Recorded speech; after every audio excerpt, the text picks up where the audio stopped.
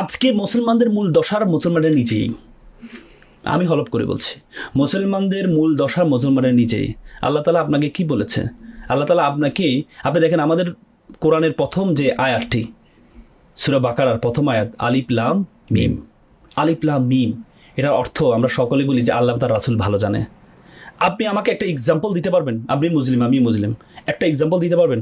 আল্লাহ রাসূলের সময় এই কোরআন যখন আসছিল, তখন কোনো সাহাবা, কোনো কাফের আল্লাহ রাসূলকে প্রশ্ন করেছে, সে তো আল্লাহ তার রাসূলকে বিশ্বাস করে না, রাইট? প্রশ্ন করেছে আলিফ লাম মিম, এটা কি শব্দ নিয়ে আসছো? মানে আপনি যদি বলেন যে না, তখন বলেছে যে আল্লাহ তার রাসূল ভালো জানে, তারা কি আল্লাহ রাসূলকে বিশ্বাস করে?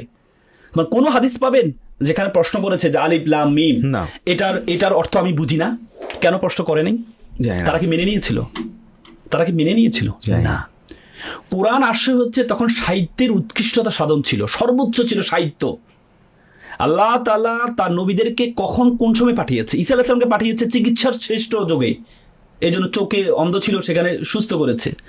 মুসা আলাইহিস সালামকে পাঠিয়েছে তখন জাদুবিদ্যা ছিল ভয়ঙ্কর, সবচেয়ে উপরে, তখন মুসা আলাইহিস সালামকে পাঠিয়েছে জাদু দিয়ে, লাঠি দিয়ে এই হয়ে গিয়েছে।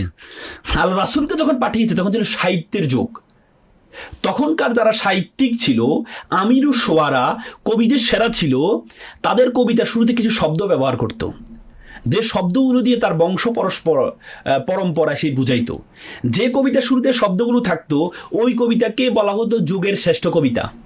আমাদের সনেটের মতো, সনেট কিন্তু সবাই তৈরি করতে পারে না, 14 তার মানে তখনকার যে কবিতাগুলো শুরুতে আলিফ লাম মিম, আলিফ লাম র ছিল, তখন যে কবিতারা লিখেছে তাদেরকে সেরা কবি, আমিরুশ শুআরা বলা হতো।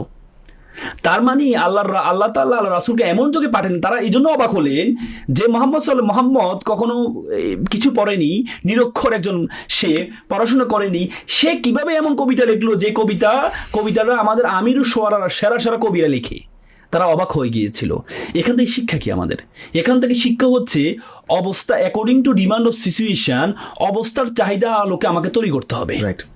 আজকে যদি নিউক্লিয়ার যোগ হয়, তাহলে মুসলমানদেরকে নিউক্লিয়ার তৈরিতে পাওয়ার লাগবে।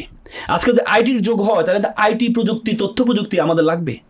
আজকে যদি ইন্টেলিজেন্ট আই এর যোগ হয়, তাহলে এআই এর যোগ হয়, তাহলে আমাকে আর্টিফিশিয়াল ইন্টেলিজেন্স তাকে আসতে হবে। তার মানে মুসলমানরা আজকে দোয়াল্লিন পড়বো নাকি জোয়াল্লিন পড়বো, মুনাজাত আগে ধরবো নাকি পরে ধরবো, হ্যাঁ নাভির উপর ধরবো নাকি উপরে ধরবো, এটার জন্য কি মুসলমানদেরকে পাঠিয়েছে? না।